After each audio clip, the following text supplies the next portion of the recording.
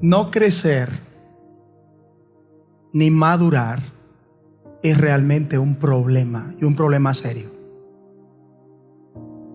que lo inhabilita para heredar el reino de los cielos, y o que le impide recibir una mayor revelación y por ende avanzar en los propósitos de Dios a plenitud, inevitablemente acarreándose para sí gran afectación ahora en esta vida por parte de Dios y en la eternidad en sus recompensas.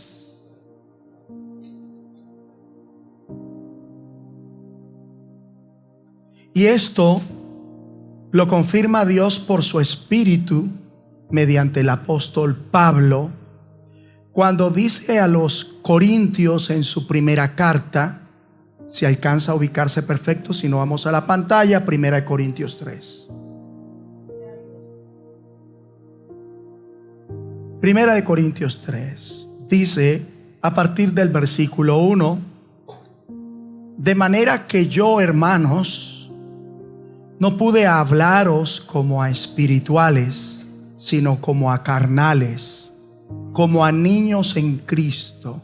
2. Os di a beber leche y no vianda, porque aún no erais capaces, ni sois capaces todavía. 3. Porque aún sois carnales. Pues habiendo entre vosotros celos, contiendas y disensiones, y las hay, ¿no sois carnales y andáis como hombres? Entonces, los corintios fueron una congregación que no siempre manifestó el fruto, las buenas obras ante Dios. No siempre estuvo preparada para lo que Dios quería hacer por medio de ella. Vemos cómo Dios mismo guía al apóstol a hablarles con mucha severidad, a reprenderles. Los evalúa de acuerdo a la verdad y halla que ellos se encuentran muy lejos de donde deberían estar. Volvemos de nuevo a la porción bíblica, versículo 1, 1 Corintios 3.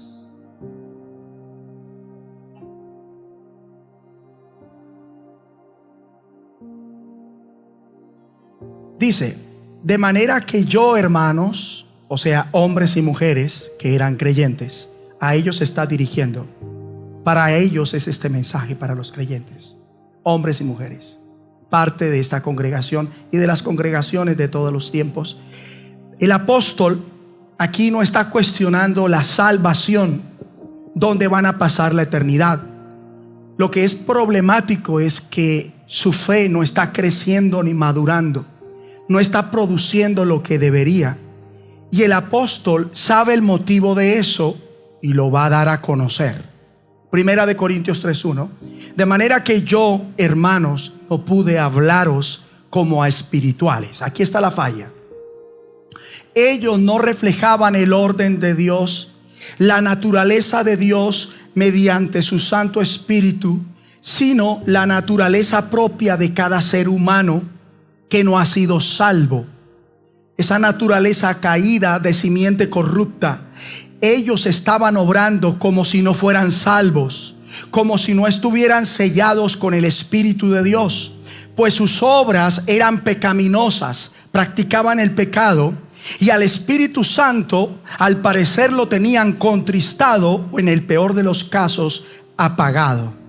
Pero cuando alguien se somete a la verdad bíblica, su vida será cambiada. Habrá evidencia del orden de Dios y su orden dará lugar al cumplimiento de la salvación. Es decir, los propósitos de Dios se cumplen en la vida de esa persona, o como en el caso de esta congregación, esto no estaba sucediendo. ¿Por qué? No hay misterio. Versículo 1 dice: de manera que yo, hermanos, no pude hablaros como a espirituales, sino como a carnales. Hay una falla. Pese a que habían creído, no reflejaban la fe. Continuaban andando en la carne, no en el orden de Dios. Y esto nos entrega un principio espiritual al que tenemos que pegarnos, y es el siguiente. Tome nota. Existen dos alternativas para su vida: andar en la carne o andar según el orden de Dios, reflejando su propósito, sometiéndose a su voluntad, entendiendo cuáles son las expectativas de Dios. Y el apóstol le está diciendo a esta congregación: pese a que ustedes han aceptado el evangelio, pese a que ustedes han creído, la falla es que la fe de ustedes no está impactando su puesta en práctica. Por ello dice en el versículo 1: no pude hablaros como a espirituales, sino como a carnales, como a niños, como a bebés. Eso es lo que traduce literalmente el griego de esta palabra para niños, bebés. En Cristo. Así termina el versículo 1. Mas en la vida ellos no lo reflejaban. Raro, no. Fue y es bastante común. Las personas creían, creen, y ¿qué vemos? Que no manifiestan en su vida, partiendo del carácter que debería ser el carácter del Señor, no manifiestan su fe. No viven de una manera que reflejen el orden de Dios, los propósitos de Dios, sino que permanecen fuera del orden de Dios, andando en la carne, cero fruto del Espíritu, a tope en las obras de la carne, creyendo con frecuencia en el poder de Dios, pero para cumplir los deseos de la carne. Lamentablemente pasó en ese entonces y pasa en la iglesia actualmente. De ahí que la vida espiritual de muchos sea una total mezcolanza. Lo digo porque nuevamente ahora se están valiendo de las cosas de Dios para cumplir los deseos de la carne, mas no para agradar a Dios.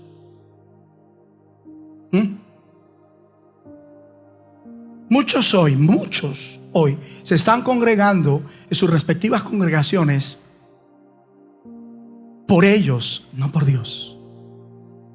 Por eso llegan a la hora que quieren y están en la actitud que están, porque ellos no están en función de Dios, sino por ellos y por los demás. Viven más en función de quién los ve, su prójimo, quién los ve, que Dios, que lo ve todo. Hipócritas. 2. Os di a beber leche. ¿Por qué? Porque recuerde, ellos son niños en Cristo, cuando no debería ser así, ¿verdad? Se quedaron, se estancaron, siguen en esa etapa infantil espiritualmente hablando, son inmaduros. Y ellos debieron superar, ellos debieron atravesar esa etapa y crecer. Mas ¿qué ocurrió? No fue así. Por eso el apóstol los reprende con estas palabras: os di a beber la leche y no vianda. Versículo 2. ¿Qué es vianda? Alimento sólido. Eso traduce el griego para esta palabra vianda. No les pudo dar alimento sólido, alimento espiritual sólido, que los iba a volver más fuertes, más como Cristo, ¿verdad? Con más capacidad espiritual, con más servicio, con más consagración, con más compromiso con los propósitos de Dios, con más entrega. ¿Por qué? Porque no eran aptos. Entonces, cuando no se toma en serio una vida en crecimiento y madurez, esto ocurre. Versículo 2. Y os di a beber leche y no vianda, porque aún no erais capaces. No sois capaces todavía. Qué vergüenza. Que debiendo comprender cosas de peso espiritual que definirían su crecimiento como nunca, nada de nada, seguían superficiales, materialistas y atravesados.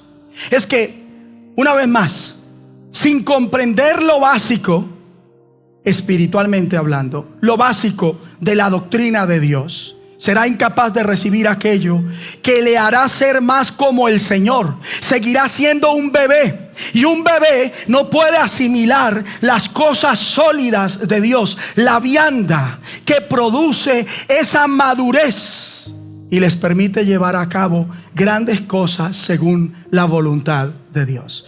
¿Cuál es la falla? Su inmadurez en la fe.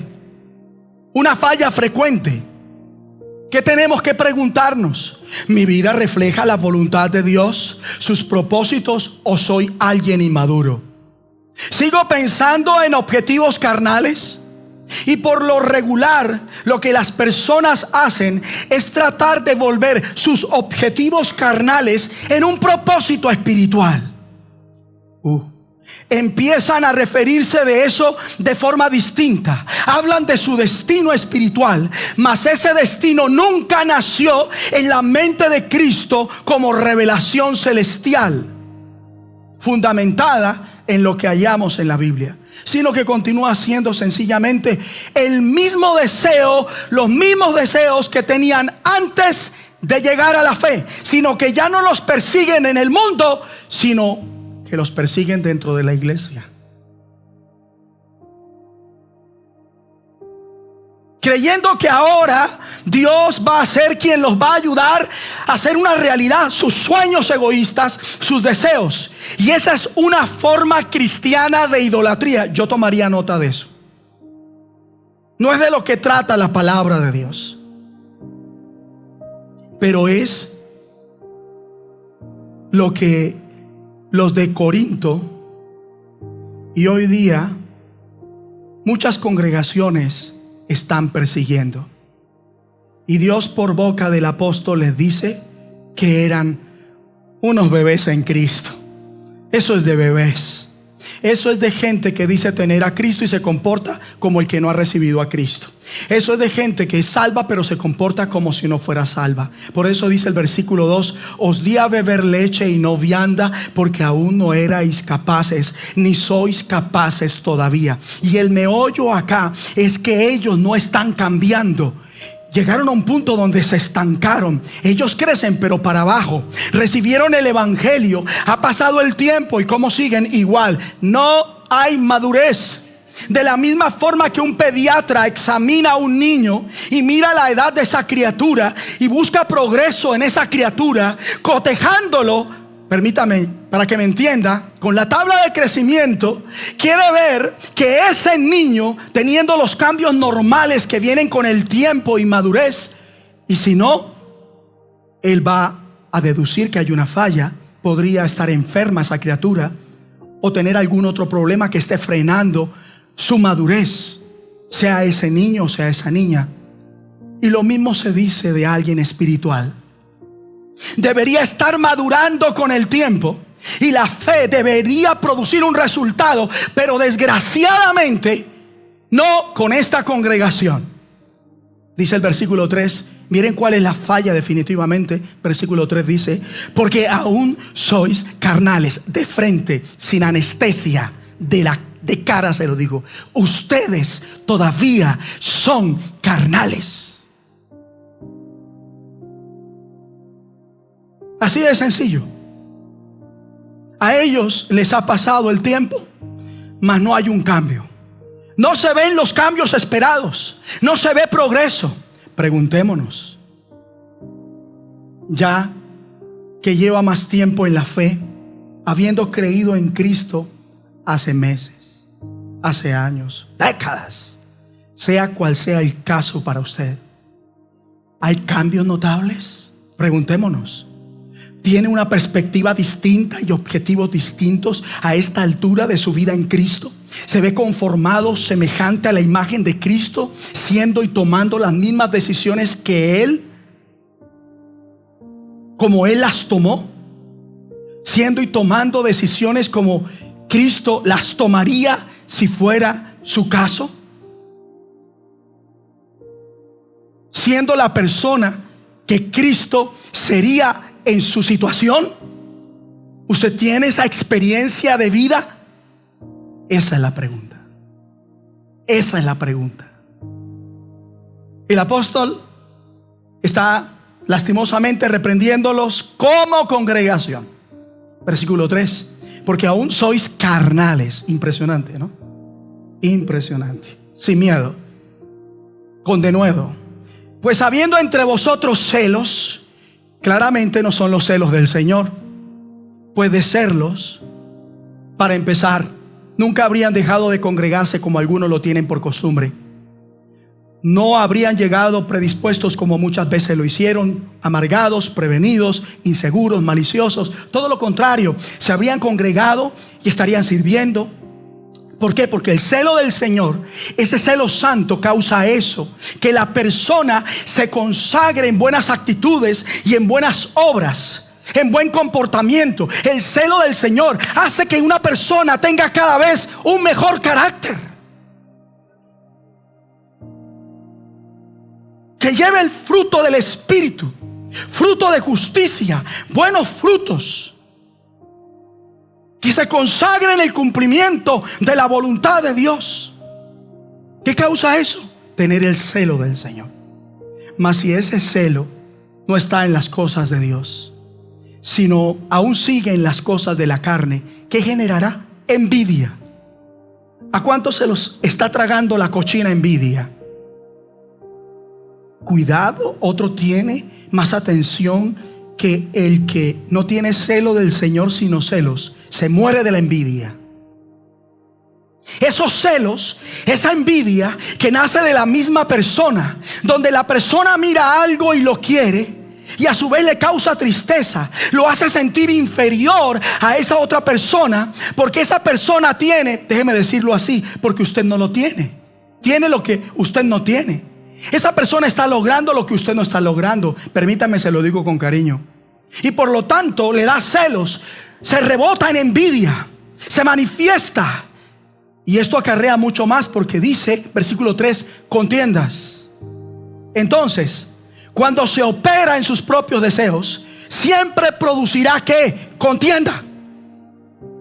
Muéstreme una persona egoísta y yo le mostraré una persona contenciosa. Muéstreme una persona que vive en función de darse gusto y yo le mostraré una persona contenciosa. Muéstreme una persona que persigue sus deseos y yo le mostraré una persona contenciosa. Muéstreme una persona que quiere hacer realidad sus sueños y yo le mostraré una persona contenciosa, carnal.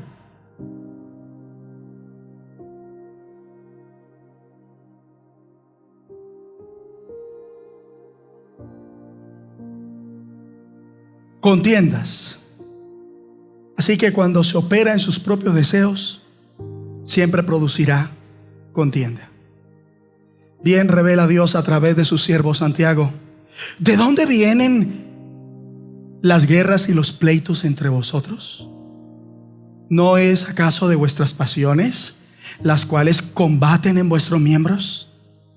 Así que las guerras y pleitos al interior de una congregación, al interior de su familia o de una familia, al interior de la misma persona, vienen del simple hecho de que se quiere algo y se ve oposición a que pueda tener lo que se quiere, que lo pueda conseguir, y en consecuencia se está en contra de esa resistencia, porque es algo que se quiere y punto.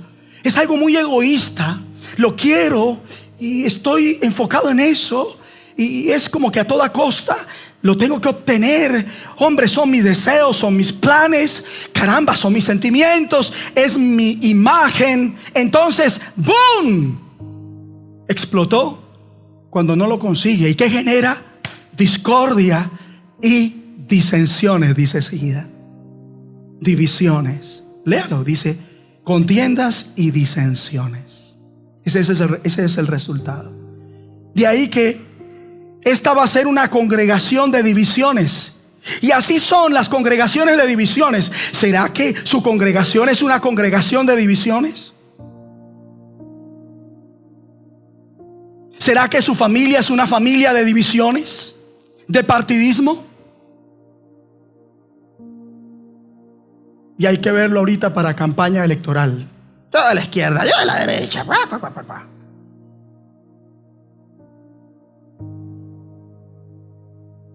y no están pensando en lo que Dios quiere, en el propósito de Dios, en el plan de Dios. ¿Cuál es la voluntad de Dios? ¿A quién escoge Dios? No.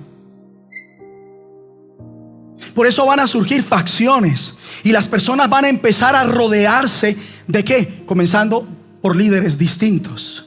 Quieren buscarse otro líder, quieren buscarse otra gente, porque creen que ese líder y al lado de esa gente lograrán ¿qué? Sus propios deseos. Yo ahí no voy a lograr lo que quiero, me piso, pero causa una disensión. Sencillo. Cuando nuestra lealtad no debería ser a la carne, a un ser humano, así sea su madre, así sea su padre, así sea su cónyuge, así sea su hijo. ¿Sabe por qué no debería ser a la carne, a un ser humano? Porque los seres humanos no somos de fiar. Los seres humanos nos equivocamos. Los seres humanos a veces perdemos el foco. ¿Y guiará un ciego a otro ciego? ¿Y cuántos son guías de ciegos? Porque son ciegos. ¿Y cuántos quieren ciegos que los lideren? Porque son ciegos. Y todo para buscar sus propios deseos. Nosotros seguimos es a Cristo. Ahora, ¿son las personas usadas por Dios? ¿Pueden ayudarnos a seguir a Dios? Pero por supuesto, claro que sí. Pero eso no le puede quitar ni le debe quitar. Nuestra lealtad no es para la persona, debe ser siempre a Dios. Porque si es a Dios y en algún momento en quien estamos poniendo la mirada llega a desenfocarse de Dios, sabemos que se desenfocó y seguimos a Dios. Le advertimos a la persona, pero nosotros sin quitar la mirada del Señor, y seguimos a Dios. Y no nos vamos de cabeza al hueco con la persona. No nos vamos por el mal camino por la persona.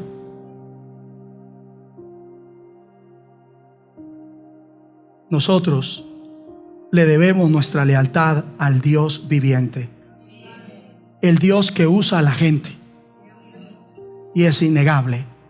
Amén. Miren, el egoísmo es terrible y puede llevar a la persona muy lejos. Cuando una persona no sabe controlar sus propios deseos. Y eso es lo que precisamente está ocurriendo acá. Primera de Corintios 3, versículo 3 dice: no sois carnales. Qué desgracia, dice el apóstol. Ustedes operan en la carne, es decir, en esa inclinación mala que viene como algo normal, sin pensarlo mucho, producto de su estado carnal, debiendo ser espiritual, pero no. De ahí que sin vacilación afirme el apóstol: aún son carnales. Lo subrayamos, por favor. De ahí que ustedes experimenten esto como normal, como una reacción natural. Pensar en ustedes mismos en vez de pensar en la voluntad de Dios. ¿Me expliqué? Una persona carnal solo, de manera espontánea, piensa en ella. No piensa en agradar a Dios. No piensa, y esto que yo quiero es la voluntad de Dios, y esto que yo pienso hacer es la voluntad de Dios, y esto que yo estoy siendo es la voluntad de Dios, y esto que yo pienso emprender es la voluntad de Dios, y esto que yo quiero ir a hacer es la voluntad de Dios. Eso es de gente ordinaria, de gente no salva. Por eso es necesario pasar por esa metamorfosis, esa evolución, esa transformación, donde nos damos cuenta de que no es mi voluntad. No se trata de lo que nosotros queremos, sino que mi voluntad, nuestra voluntad, tiene que ser clavada en la cruz, para que usted y cada uno pueda aferrarse a las cosas de Dios, a los propósitos de Dios, donde sus deseos, donde mis deseos no son el centro, sino lo que Dios quiere que yo sea y haga. Eso se vuelve mi eje. Dice el versículo 3: ¿no sois carnales y andáis como hombres? ¿Recuerdan cuando Cristo, estando en Cesarea de Filipo, pregunta a sus discípulos: ¿quién decís que soy yo? Y solo Pedro con valor acierta con su respuesta: tú eres el Cristo, el Hijo del Dios viviente. ¿Cuál fue la reacción del Señor a esto? Simón, hijo de Jonás, porque no te lo reveló carne ni sangre, sino mi Padre que está en los cielos. Así que con esto Cristo quiso darles más revelación. ¿Y qué era eso? Que Él no vino, y esto es tan vital y está conectado con nuestra enseñanza de hoy. El Cristo no vino, seguro que no entró a este mundo para vivir conforme a la carne, para pensar como piensa el ser humano, sino que vino para cumplir la voluntad, el propósito, el objetivo, el plan de Dios. Y comenzó a decir enseguida, en esta escena que los estoy llevando, a decir cómo iba a ir a Jerusalén, que iba a ser crucificado, pero que al tercer día resucitaría. Resurrección. ¿En qué debemos pensar cuando oímos el término resurrección? En el reino. El reino y la resurrección hablan en unidad. Miren, cuando Cristo habló de la resurrección con tanta frecuencia, los discípulos sencillamente, ¿qué hicieron? Lo ignoraron. No sabían cómo agregar ninguna expectativa. Y escrituralmente sabemos que las mujeres, todos los que vinieron a la tumba esa madrugada, vinieron esperando hallar a un Cristo muerto, pese a que dijo que al tercer día, ¿qué? Resucitaría. Nadie lo esperaba. ¿Por qué no lo esperaban? Porque no tenían expectativas del reino. Pedro, cuando Cristo mostró que iba a ir a Jerusalén, que iba a ser crucificado, mas esto fue lo que se enfatizó: el tercer día resucitaría. Al tercer día deberían haber conocido el reino, deberían darse cuenta del poder, la unción, todas las cosas que vienen con la resurrección y un concepto de reino, mas no lo hicieron. Pedro empezó a mostrarse públicamente. ¿Y a qué? A reprender al maestro, a reprender a nuestro Salvador. Y dice que lo reprendió. ¿Y qué hizo Cristo? Cristo reprendió a Satanás en Pedro. ¿Y cuál fue la falla de Pedro? Aquí está la clave. El Señor enseña cuál era la falla de Pedro. Dice a Pedro: no pones la mirada en las cosas de Dios, sino en las de los hombres. Ojo con 1 Corintios 3:3. Y andáis como hombres.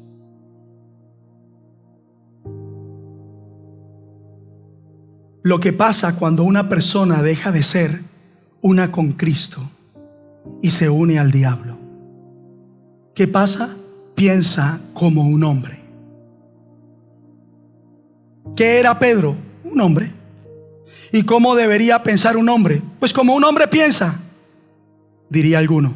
No, esa no es la respuesta. Incorrecta es su respuesta. Tenemos que pensar como una nueva criatura. Tenemos que ser una nueva creación. Los que están en Cristo somos una nueva creación. Si pensamos como los hombres piensan, sencillo, le daremos gusto a Satanás y nos vamos a perder las cosas de Dios y no vamos a crecer. Por eso al final dice este versículo 3: no sois carnales y andáis como hombres. Ustedes, congregación, andan según los hombres. Y si se anda como hombres, se van a perder la marca y el propósito de Dios. ¿Queremos eso?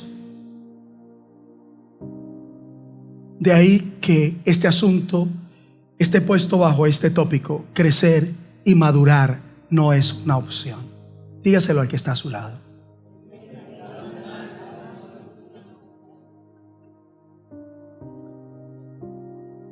Seguimos. Bienaventurados los que tienen hambre y sed de justicia.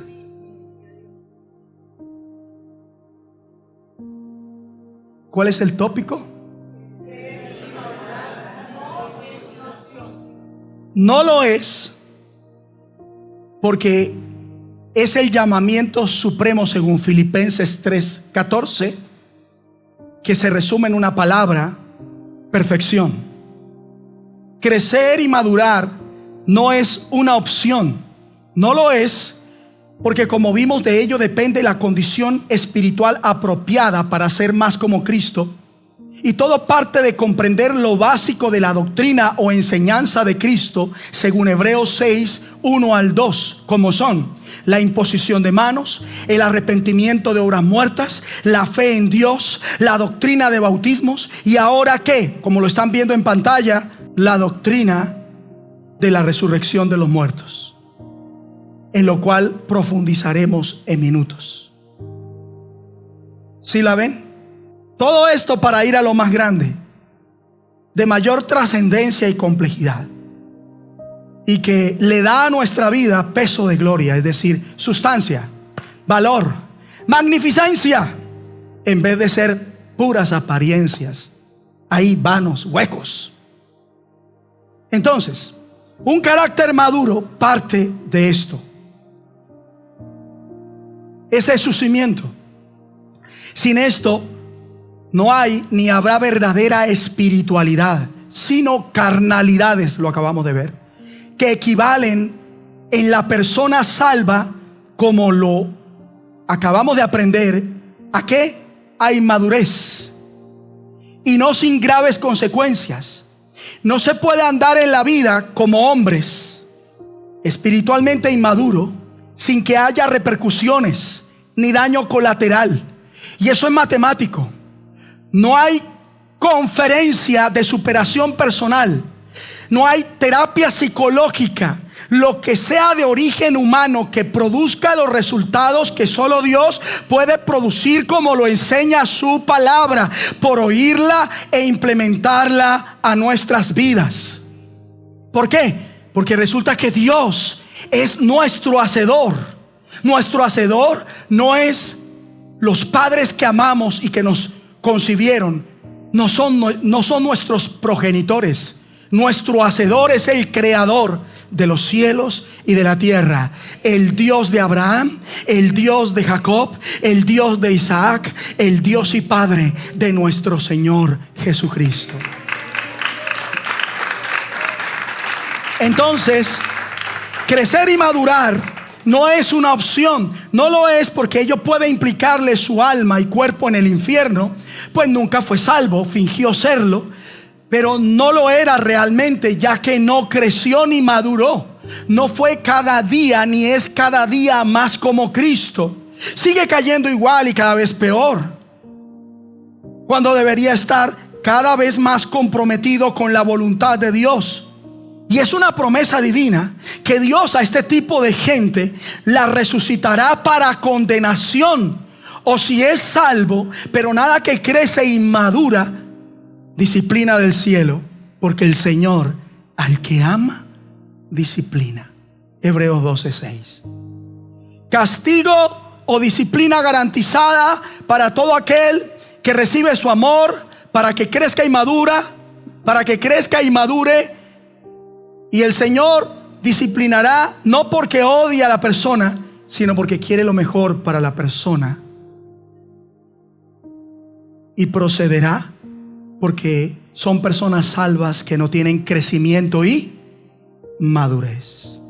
Una de dos: nunca fue realmente salvo y va a ser condenado. Es salvo y va a ser disciplinado. ¿Por qué? Porque no muestra crecimiento y madurez. Como dije, vamos entonces con la doctrina de la resurrección de los muertos. Resurrección, un término de promesa. Dios nos da esa promesa a nosotros, una esperanza firme y por escrito. No sabemos cuándo sucederá, pero sabemos que ciertamente acontecerá. Y el hecho de que Jesucristo resucitara de entre los muertos lo vuelve en las primicias de la resurrección, ya que resucitó en el día que se relaciona con el inicio de la cosecha para esa época allá en Israel. Luego, la resurrección no fue por accidente, se dio por designio de Dios. Dios determinó que muriésemos, pero que por la obra del Redentor, nuestro Señor y Salvador, pudiésemos experimentar ¿qué? la redención eterna, es decir, la victoria. Y como Cristo resucitó, tendremos vida eterna y conoceremos la victoria eterna. Es que no hay un evento más importante que la resurrección de Cristo. Aprenda esta verdad clave. Si quiere, tome nota. Es Dios Padre quien levanta a su Hijo de los muertos. Lo que quiere decir que la resurrección y la forma como sucedió, Dios aceptó, Dios validó la vida y la obra de Cristo hasta llegar a la cruz. Que esto fue totalmente recibido ¿por quién? Por Dios el Padre. La resurrección es entonces el sello de la aprobación de Dios de que la obra en la cruz de su único Hijo fue una obra perfecta y completa. Fue ejecutada tal cual Dios quiso que se hiciera. Por eso lo resucitó. Por consiguiente, podemos estar seguros como sus seguidores, como miembros de su congregación, que nosotros también, de ser el caso, seremos levantados de entre los muertos para una experiencia de reino. Y como ven, existe una conexión entre la resurrección y el reino, ¿verdad? Entre la resurrección y la victoria. En Apocalipsis 20 hallamos el concepto de la primera resurrección y lo que algunos conocen erróneamente como la segunda resurrección, que a la luz bíblica debería llamarse la segunda muerte. Pero bueno, hay tantas cosas que culturalmente nos han enseñado como si fueran bíblicas, pero no lo son. Hay que corregirlas. La primera resurrección la gozan las personas que se fueron en el rapto, y también los que no se fueron en el rapto, pero que llegaron a la fe y murieron después del rapto. En un sentido general, bíblicamente hablando, los que tienen parte en la primera resurrección serán benditos. Y estas personas son las que estuvieron hasta el día de su muerte, pero son las personas que ahora en vida están oyendo la palabra del Señor, ¿verdad? La voz del Hijo de Dios. Son las personas que tienen una expectativa del Mesías, que creen en Él como aquel que Dios el Padre envió al mundo. Es decir, lo están obedeciendo. Ahora mismo son esa clase de gente. Están obedeciendo en responder la verdad de Dios y están creyendo en Dios Padre que envió a Jesucristo. Junto con esos que están en los sepulcros serán que resucitados para una vida definitiva de reino, que empieza con una vida nueva. Cuando usted recibe a Cristo, todo esto empieza con una vida nueva, con una vida regenerada. Una persona que realmente recibió a Cristo no es la misma persona.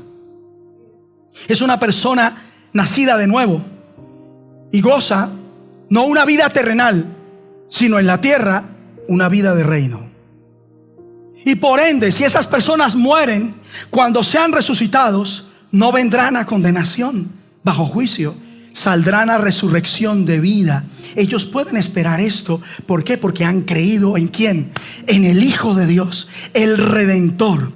Mas los que hicieron lo malo, es decir, que no respondieron a Dios conforme a su voluntad, pues no quisieron ser salvos para poder ser personas que caminan en la voluntad de Dios, ellos cuando mueran saldrán a resurrección de condenación de juicio. Eso es lo que dice el Señor por allá en el Evangelio de Juan capítulo 5.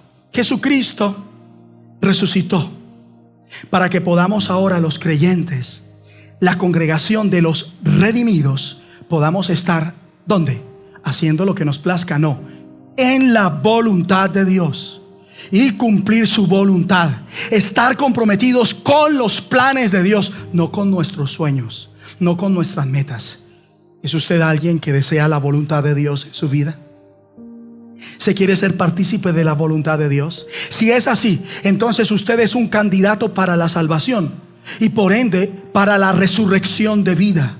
Y usted, mi hermano, y usted, mi hermana, en la común fe, pregunto, ¿está comprometido con los planes de Dios? ¿Cuál es la base de las decisiones que toma y el tiempo que invierte cada día? ¿Se está comprometido con la voz de Dios? ¿Ese es el fundamento de su vida? ¿Está creciendo en su compromiso con Dios? Si es así, si usted dice así a estas preguntas, usted tiene salvación y por ende sí o sí tendrá parte en la resurrección de vida, en esa primera resurrección. Pues todo el que es salvo estará comprometido. Todo el que es salvo es un apasionado. ¿Por qué?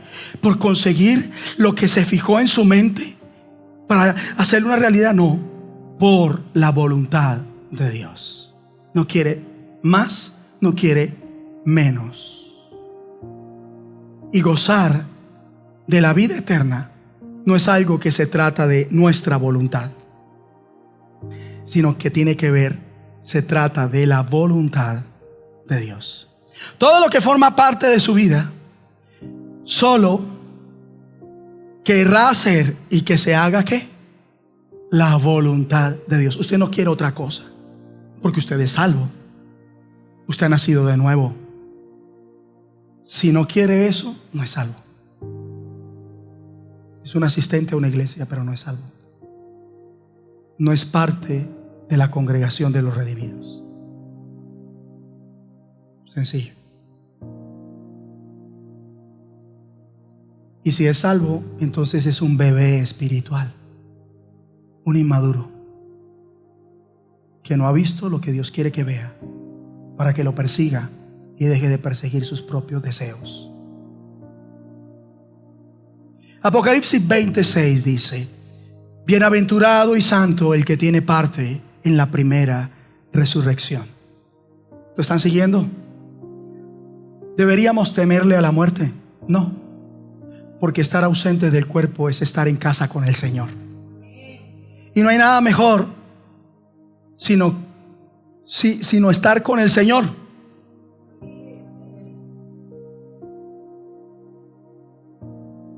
Si Cristo no ha venido antes, la muerte será ineludible. Pero no hay problema cuando usted es una persona creyente, genuina.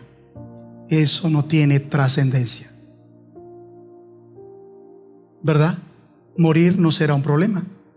Pues la verdad, haciendo un balance, pues bueno, si el Señor no ha venido y me llama a su presencia, qué mejor que dejar este mundo de engaño, qué mejor que dejar este mundo de tinieblas, de crimen y aflicción, este mundo de injusticias, de enfermedades, de dolencias y de muerte, un mundo de tristeza.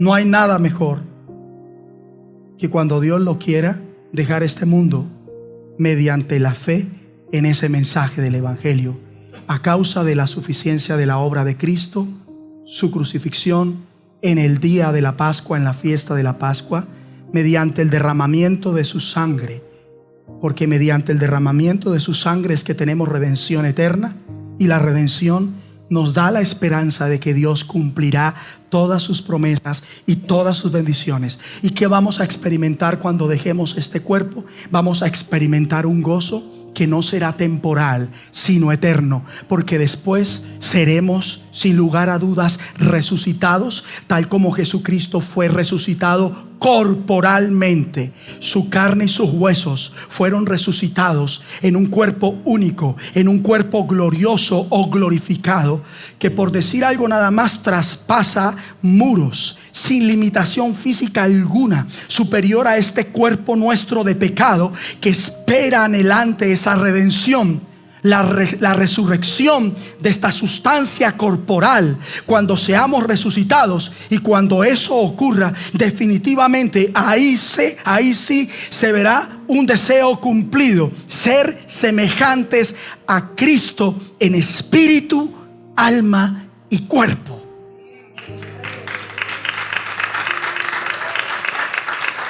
Por eso, bienaventurado y santo el que tiene parte en la primera resurrección. La segunda muerte no tiene potestad sobre estos, sino que serán sacerdotes de Dios y de Cristo, y reinarán con Él 1000 años. Ellos estaremos en una buena situación de cara a la eternidad. Todo aquel que haya aceptado a Jesús de Nazaret como su Mesías, como su Señor, tendrá parte, ¿dónde? En el reino milenial, gobernando y reinando con Cristo. Y los que hayan perdido su vida por Él formarán parte, serán resucitados para ese reino milenial. Todas las personas creyentes, sin importar cuándo murieron, si se fueron en el rapto o si llegaron a la fe luego del rapto y perdieron sus vidas, ellos estaremos presentes desde el día 1 para el inicio del reino milenial. La primera resurrección incluye entonces a todos los creyentes que estaremos en el reino de 1000 años.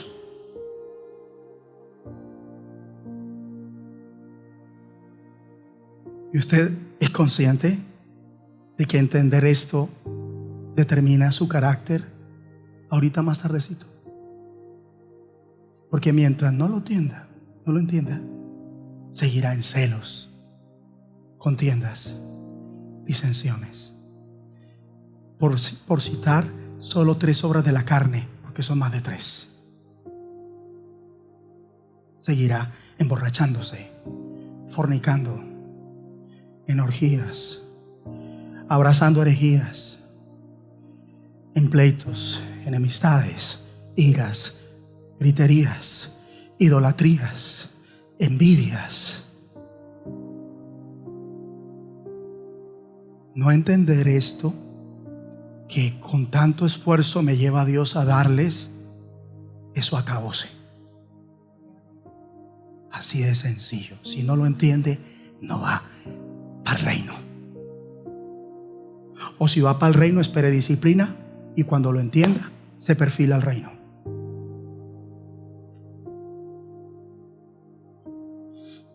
Y todos los que no entrarán en ese reino milenial serán traídos de vuelta. Así como Dios tiene el poder para resucitar un cuerpo muerto, tiene poder para traer de vuelta igualmente a los que no entraron a ese reino milenial. Porque Dios hará que la muerte los entregue para comparecer ante el juicio del gran trono blanco, según Apocalipsis 20:13. Entonces, ¿quiénes estarán en el reino milenial? Ya deberíamos saberlo. Por eso es lamentable volver a enseñar las mismas cosas. En el reino milenial estarán los que seremos arrebatados, judíos y no judíos, y que tendremos un cuerpo glorioso semejante al de nuestro Señor. Luego, los que no fueron arrebatados, pero que después del rapto creyeron, ya sean judíos o gentiles.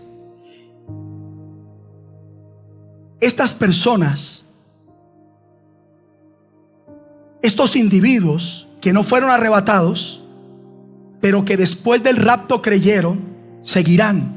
Y después, los hijos de estos creyentes que no fueron arrebatados, que no murieron y que por ende pueden procrear.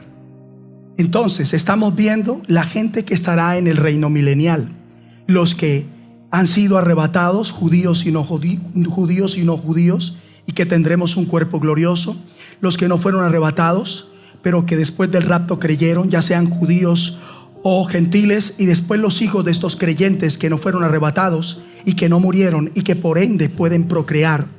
Pues los que seamos arrebatados no podremos procrear. Eso no será parte de nuestro ser. Y por ende, estos hijos que nazcan durante ese reino milenial no serán por defecto creyentes.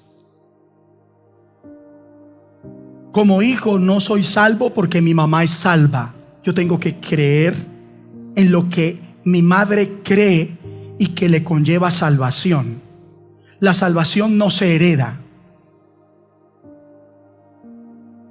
La salvación es algo que se recibe por decisión propia e individual.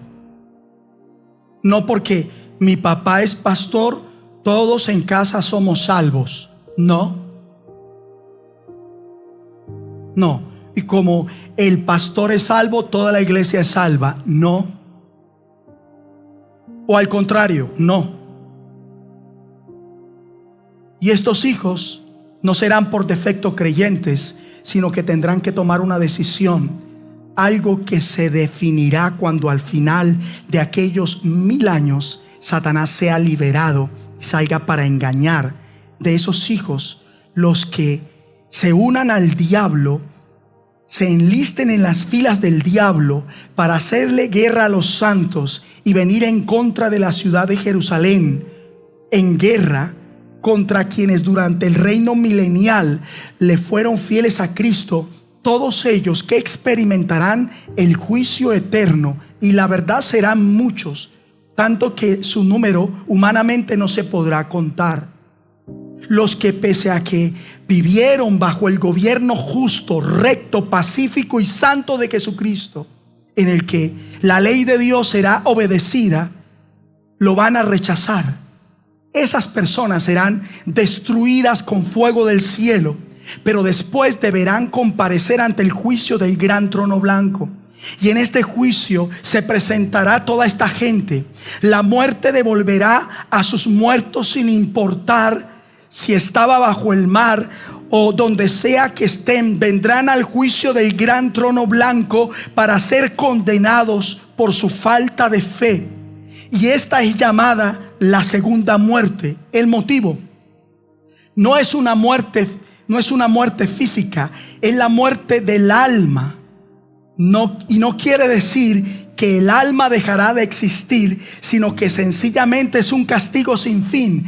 Estamos hablando de personas eternamente separadas de Dios, experimentando un remordimiento eterno por haber tomado la horrible decisión de rechazar la misericordia y el perdón de Dios. Mas no solo experimentarán un sentimiento de separación emocional y espiritual, y una tristeza y un tormento emocional, sino que igualmente serán echados al lago que arde con fuego y azufre, de modo que será igualmente un castigo físico, un castigo de dolor y una tortura que ellos podrán sentir y experimentar en la carne por siempre y para siempre. Y esta es la segunda muerte. Y créanme, ustedes no quieren estar en esa resurrección donde su cuerpo unido a su alma será enviado a un juicio eterno. Bien ha dicho el Señor: no temáis a los que matan el cuerpo, mas el alma no pueden matar. Temed más bien a aquel que puede destruir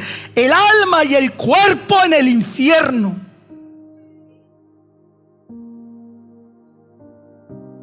Hay algo que se puede hacer para evitar ser parte de esta muerte segunda, compareciendo ante Cristo en el gran trono blanco para condenación eterna, y eso es confesar que se es un pecador. Y si alguien lo quisiera hacer, debería hacerlo. Y debería decirle: Dios, perdóname, te lo suplico, perdóname. Yo confío y creo. Yo tengo fe en lo que hizo tu Hijo unigénito, Jesucristo. Dígaselo: Señor, perdóname, te lo suplico. Yo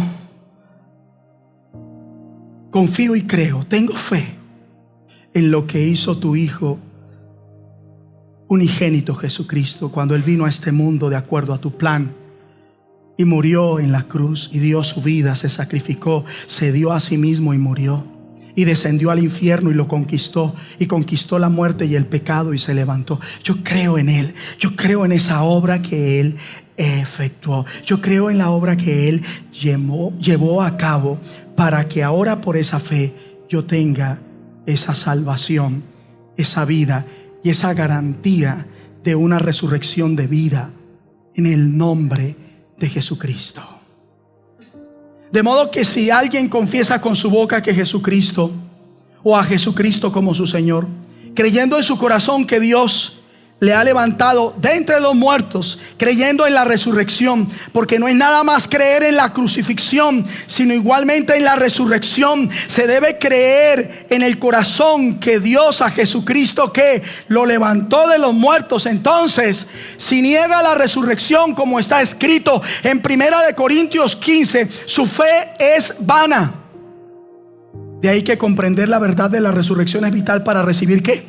La salvación. Es creyéndolo, aceptándolo, invitando a Cristo a ser el Señor de su vida, y entonces será ¿qué? Salvo. Entonces ellos serán salvos si así lo hacen. Jamás vivirán la segunda muerte, ni tendrán que presentarse en el juicio del gran trono blanco. Serán traídos ante el trono de Dios y ¿qué? Y le adorarán a Dios Padre, a Dios Hijo y al Espíritu Santo, al Cordero de Dios que nos redimió de todo pecado y nos concedió gratis por su gracia la vida eterna, la vida del reino.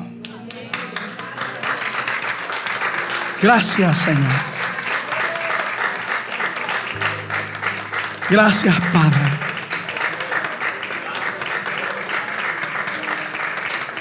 Gracias, Hijo. Gracias, Espíritu Santo. Esta ovación es para ti. La gloria es para ti. La honra es para ti.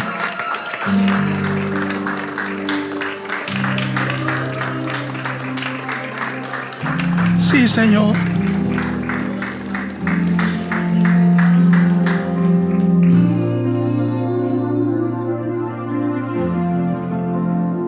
Me rindo a ti, Señor. No quiero ser uno con Satanás. Quiero ser uno contigo, Padre.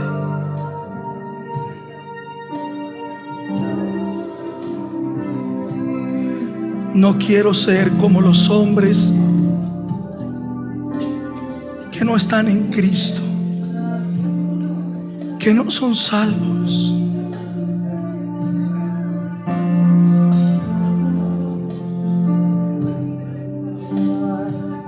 No quiero estar estancado. No más, Señor. Quiero crecer.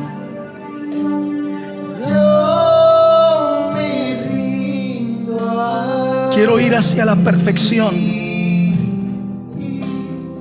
Mis flaquezas, mis pecados. Por eso me rindo. Por eso cada uno se rinde hoy a ti.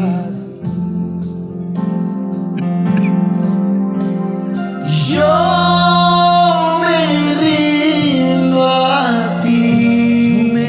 Nos rendimos a ti, Señor.